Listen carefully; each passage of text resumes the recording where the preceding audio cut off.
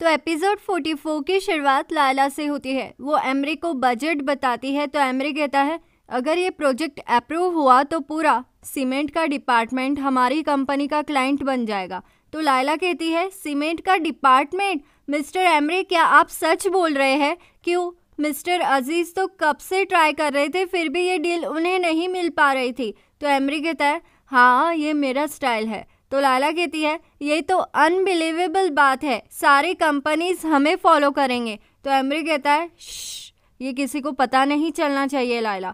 फिर लायला कहती है मिस्टर एमरी वैसे आपको इस कंपनी का मैनेजर होना चाहिए। तो एमरी कहता है थैंक यू लायला, वैसे चलो बाहर खाने चलते हैं, क्या कहती हो? तो लायला कहती है ठीक है चलो चलते हैं। फिर सीन सनम और मिल्की वे पर शिफ्ट होता है जहाँ पैसे का एनवेलोप मिल्की वे फिर से सनम को दे देती है और कहती है चलो मेरी बच्ची ये अपने जेब में रख लो। तो सनम कहती है नहीं माँ। तो मिल्की वे कहती है अरे रखो रखो। तो सनम रख लेती है। फिर कॉस्ट्यूम डिज़ाइनर आकर सनम से पूछती है ये कॉस्ट्यूम अच्छी रहेगी क्या? तो सनम कहती है हाँ परफेक्ट है पर इस पर नेकलेस भी होना चाहिए। तो वो कॉस्ट्यूम डिज़ाइनर कहती है ठीक है मैम। तो मिल्की वे कहती है सनम इस काम में ज़्यादा ड्रामा नहीं है क्या? तो सनम कहती है हाँ बहुत ड्रामा है। तो मिल्की वे कहती है मिस्टर जान ये सब कैसे संभालते हैं? तो सनम कहती है मिस्टर जान को तो ड्रामा पसंद ही नहीं है माँ, वो बहुत ही स्वीट पर्सन है। तो मिल्की वे कहती है अच्छा स्वीट है, अच्छा बताओ कि उनकी गर्लफ्रेंड कहाँ है? तो सनम कहती है ओ मॉम उनका ब्रेकअप हो गया, उन्हें सिंपल और स्वीट लड़कियां पसंद है मोहल्ले वाली, इसलिए उनका ब्रेकअप हो गया। तो मिल्की वे कहती है मुझे तो ऐसा नहीं लगता, मुझे लगता है कि वो एक बिगड़ा हुआ रईस है जो लड़कियों को पटाता है, उन्हें यूज़ करता है और छोड़ देता है। तो सनम कहती है नहीं माँ ये सुनने से पहले मेरे कान फट क्यों नहीं गए, ज़मीन फट कर मैं उसमें धंस क्यों नहीं गई? माँ आप जैसा कह रही है वैसे मिस्टर एमरी है, मिस्टर जान नहीं। इतने में ही शूटिंग के लिए मंगवाई गई चारों लड़कियां कार में आती है।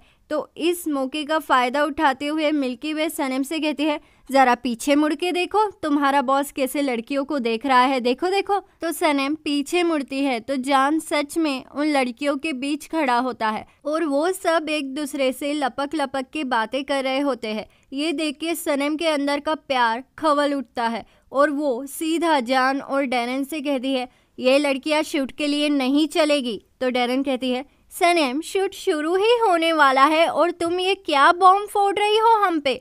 तो जान समझ जाता है कि सनम को इन लड़कियों से जलन हो रही है। तो जान सनम से कहता है सनम तुम्हारी मेमोरी तो स्ट्रांग है ना, फिर तुम इतने जल्दी कैसे भूल गई? इन मॉडल्स को तुमने ही सिलेक्ट किया है, तो अब ऐसा क्या बिगड़ गया कि तुम्हारी गली में आते ही ये लड़कियां तुम्हें पसंद नहीं आने लगी? तो सनम कहती है मैंने इन लड़कियों को तस्वीर में देखा था, मुझे क्या पता था इन्हें रियल में देखने से मुझे किक नहीं मिलेगी। तो डैरन कहती है सनम अब कुछ नहीं हो सकता। फिर डैरन जेजे को बोलती है जेजे इन लड़कियों को 80s के मेकअप के लिए लेके जाओ। फिर सीन शिफ्ट होता है लाला और एमरी पे। वो एक रेस्टोरेंट में आते हैं खाना खाने।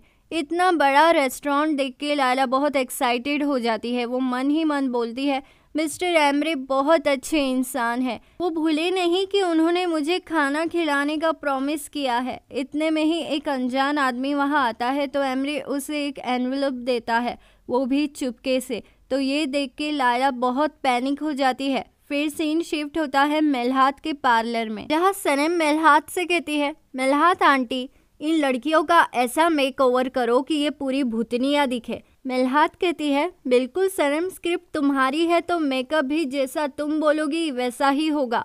फिर मेलहात को समझा के सनम वहाँ से चली जाती है। फिर डैरन सनम की गलियों में घूमती है ये देखने की शूटिंग के लिए डेरा कहाँ डाला जाए। तो उसे एक जगह पसंद आती है डेरा डालने के लिए, पर वहाँ किसी ने कार पार्क की होती है। वो देख ही रही होती है कि कार का मालक नज़र आए तो मैं उससे बात कर लूँ। इतने में ही पीछे से एहसान आता है और अपनी गलियाँ यूज़ करने के लिए डैरन से पैसे मांगता है। हाँ गांव बसा नहीं और भिखारी पहले ही आ गए। तो डैरन तूफान से कहती है हमने इस जगह का गली गली सिम सिम पहले ही कर लिया है, तब तो किसी ने पैसे नहीं मांगे, तो तुम भिखारी आए कहाँ से? चलो जल्दी अपनी कार हटाओ, मुझे शूटिंग के लिए यहाँ डेरा डालना है। ये सुन के एहसान डेरन को धक्का दे देता है और डेरन जमीन पर गिर जाती है। तो ये सब ओस्मान देख लेता है और एहसान को धक्का देके वहाँ से जाने के लिए बोलता है।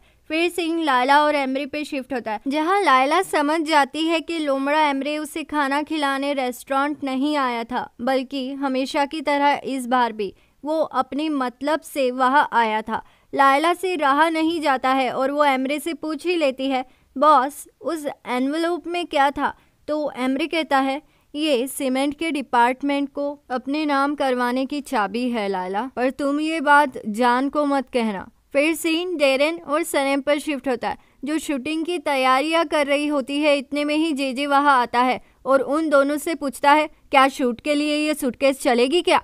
फिर उसकी नज़र मिस्टर जान पे पड़ती है, जो उसकी ओर आ रहे होते हैं, तो वो सूटकेस फेंक के वहाँ से चला जाता है।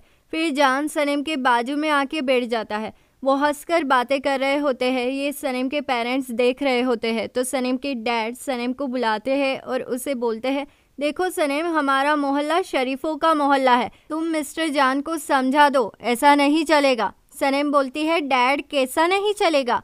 तो निहात पापा बोलते हैं, सनेम, मैंने मिस्टर जान को उन लड़कियों के साथ चिपक कर खड़े रहते हुए देखा। ये सुन के सनेम को बहुत जेलस फील होता है। फिर सीन शिफ्ट होता है उन 4 लड़कियों पे जो शूटिंग के लिए अपना मेकअप करवा रही होती है। मेकअप के बाद वो खुद को देख के डर जाती है, क्योंकि मेलहात ने उनका भूतिया मेकअप किया होता है।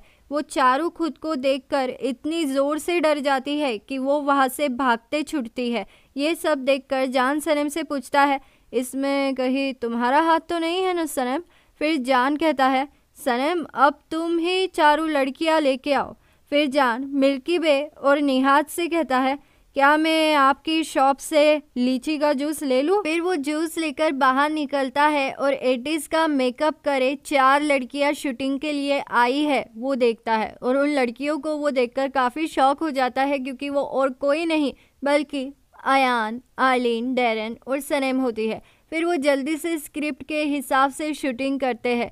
चारों लड़कियों ने कास्टिंग में अपना बेस्ट दिया होता है। फिर सब खाना खाने चले जाते हैं, जहाँ सनेम नज़र नहीं आती है। तो निहात पापा और मिल्की वे जेजे से पूछते हैं, मिस्टर जान और सनेम नज़र नहीं आ रहे हैं। तो जेजे बोलता है, मुझे कैसे पता होगा, मैं उनका बॉस नहीं हूँ, वो मेरे बॉस है। तो मिल्की वे अपनी बड़ी बड़ी आंखों से जेजे को डराने की कोशिश करती है। जेजे तो है ही डरपोक, वो डर जाता है और बोलता है, हाँ मैंने उन्हें देखा है मैंने उन्हें, वो दोनों बीच पर गए हैं। फिर सीन बीच पर शिफ्ट होता है, जहाँ सनेम जान से पूछती है, जान ये सब लोग मुझे घूर क्यों रहे थे? तो जान कहता है, तुम आज रियल लंगूर लग रही हो सनेम। फिर सनेम कहती है, अरे ऐसे कैसे कोई मुझे घूर सकता है, मैं आपका लंगूर हूँ तो सिर्फ आप ही मुझे घूर सकते हैं। और फिर ऐसा कह के सनेम जान को 2 बार किस कर देती है। इतने में ही मिल्की वे और निहात पापा वहाँ पहुँच जाते हैं। तो उन्हें देख के सनेम टॉपिक चेंज करते हुए जान पर चिल्लाना शुरू कर देती है। वो जान से कहती है, मिस्टर जान, आप ऐसा कैसे कर सकते हो? आप उन लड़कियों को हमारे शरीफ मोहल्ले में क्यों लाए? कितनी छोटी स्कर्ट पहन रखी थी उन लड़कियों ने, ये सब हमारी शान के खिलाफ है मिस्टर जान। अब मिल्की वे जान को बहुत अजीब तरीके से घूर रही होती है। तो जान मिल्की वे से पूछ ही लेता है, मिल्की वे, आप मेरे चेहरे की तरफ ऐसे क्यों देख रही है? तो मिल्की वे कहती है, तुम्हारे गालों पर कुछ लगा है। तो सनेम ये निशान देखकर समझ जाती है कि ये उसकी लिपस्टिक का निशान है। तो वो खुद को बचाने के लिए जोर जोर से जान पर चिल्लाती है और कहती है, मिस्टर जान, आपने मॉडल्स को किस किया? तोबा तोबा तोबा, ये क्या क्या देखना पड़ रहा है हमें। तो मिल्की वे कहती है, सनेम, मिस्टर जान कुछ भी करे, इससे तुम्हें क्या? तो सनेम कहती है, माँ, ये हमारा मोहल्ला है शरीफों का, यहाँ मिस्टर जान ये सब नहीं कर सकते। फिर मिल्की वे और निहात वहाँ से चले जाते हैं और निहात मिल्की वे से कहता है, मिल्की वे देखो ना कैसे कुत्ते बिल्लियों की तरह झगड़ रहे हैं ये दोनों, ये देख के तो लगता है कि इनके बीच कोई प्यार व्यार नहीं है। फिर सीन शिफ्ट होता है आइलिन पे, जो उसकी दोस्त जो कि एमरे की बैंक मैनेजर है उसके साथ कैफ़े में बैठकर कोल्ड कॉफ़ी पी रही होती है। वो अपनी दोस्त को बताती है, मैं आज बहुत खुश हूँ क्योंकि आज मैंने मेरा सारा कर्जा फेर दिया है। उसकी दोस्त पूछती है, कैसे? रिंग बेचकर? तो आइलिन कहती है नहीं, एमरे ने पैसे दिए। वैसे भी ये रिंग मैं कभी नहीं बेचने वाली, क्योंकि इस रिंग को लेकर मेरे बहुत से प्लान हैं।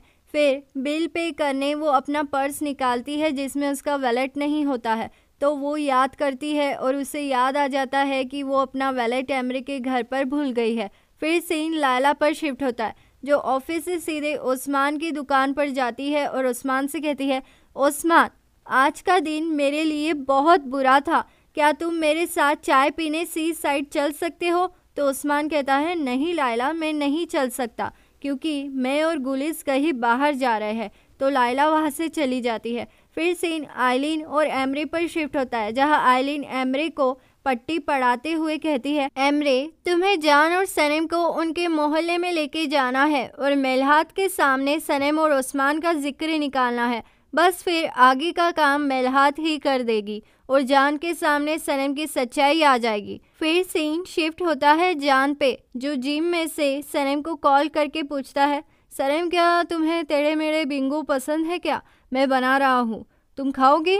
तो सनम कहती है हाँ क्यों नहीं मिस्टर जान, साथ में शेजवान चटनी भी बनाना, मैं अभी फटाफट से तैयार होकर अपने घर से आती हूँ। ऐसा बोल के सनम फ़ोन रख देती है और तैयार होने चली जाती है। फिर सीन शिफ्ट होता है जान के घर पे, जहाँ जान और सनम नाश्ता कर रहे होते हैं। जान सनम से कहता है हमारे पेरेंट्स मेरे बारे में कुछ गलत सोचे, इससे पहले उनसे हमारे बारे में सब कुछ बात करके हमें क्लियर कर लेना चाहिए। तो सनम कहती है नहीं मिस्टर जान, अभी नहीं, मुझे थोड़ा वक्त चाहिए, मैं खुद ही उनसे बात करूंगी। इतने में ही कबाब में हड्डी बन के एमरे और आइलिन वहाँ आ जाते हैं। तो उन्हें देखकर सनम कहती है हम मीटिंग के बारे में डिस्कस कर रहे थे और मिस्टर जान ने बहुत ही अच्छे टेढ़े मेढ़े बिंगो बनाए हैं। फिर जान कहता है हाँ भुक्कड़ों, तुम्हें भी खाना चाहिए, मैंने बहुत सारे बनाए हैं। तो आइलिन तो बस यही रास्ता देख रही थी कि कब उसे पूछा जाए और कब वो बैठ जाए, तो ऐसा पूछते ही वो खाने के लिए बैठ जाती है। फिर एमरे आइलिन का वैलेट लाके उसे दे देता है और उन्हें ज्वाइन करता है। तो टकली आइलिन अपने प्लान के हिसाब से वैलेट ज़मीन पे गिरा देती है जिसमें सनम की रिंग होती है और ऐसा प्रिटेंड करती है जैसे गलती से वैलेट उसके हाथ से गिर गया। तो जान की नज़र उस रिंग पर पड़ती है और वो रिंग उठाकर सनम से पूछता है सनम ये तो तुम्हारी रिंग है ना, तो ये आइलिन के पास कैसे आई? फिर जो सीन चल रहा होता है उसे देखकर सनम निशब्द हो जाती है और जान उस पर बार बार प्रेशर डाल रहा होता है, सनम बताओ, सनम एक्सप्लेन करो मुझे। तो आइलिन बीच में से जान को टोकते हुए बोलती है जान ये रिंग मुझे बहुत पसंद आई थी और सनम और ओस्मान भी अलग हो चुके थे, तो एमरे ने मुझसे सगाई करने के लिए ये रिंग ओस्मान से खरीद ली। हाँ बिल्कुल यही हुआ था, एमरे और मैंने सगाई कर ली है। ये सब सुन के जान कहता है यहाँ आखिर चल क्या रहा है, कोई मुझे बताएगा? तो सनम वहाँ से चली जाती है। तो आइलिन उसके पीछे जाती है और उसे अपनी चिकनी चुपड़ी बातों से उसके नज़र में अच्छा बनने की कोशिश करती है। फिर सनम उससे पूछती है आइलिन क्या तुम और एमरे सच में एंगेज हो? तो आइलिन बोलती है हाँ। फिर सनम उसे कॉन्ग्रेचुलेट करके वहाँ से चली जाती है।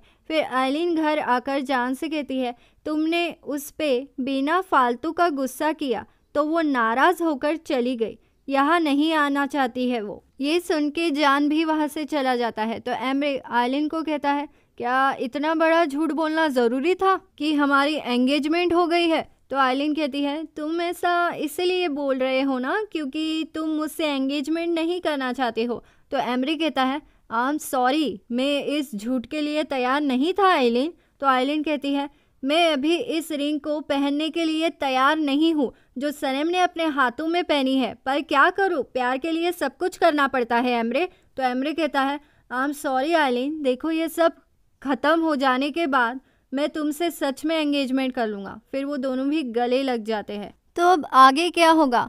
क्या ये एमरे और आइलिन की झूठी एंगेजमेंट जान और सनम के बीच दूरियां पैदा कर देगी? आगे क्या होगा जानने के लिए बने रहिए मेरे चैनल दीवाने हैं हम पर। जल्द मुलाकात होगी अगले एपिसोड में। लाइक शेयर सब्सक्राइब कर दो, अच्छे लगे हम तो मानो इतनी सी बात, दीवाने हो तुम तो। लाइक शेयर सब्सक्राइब कर दो, अच्छे लगे हम तो मानो इतनी सी बात, दीवाने हो तुम तो। अलविदा दीवानों, जल्द मुलाकात होगी अगले एपिसोड में।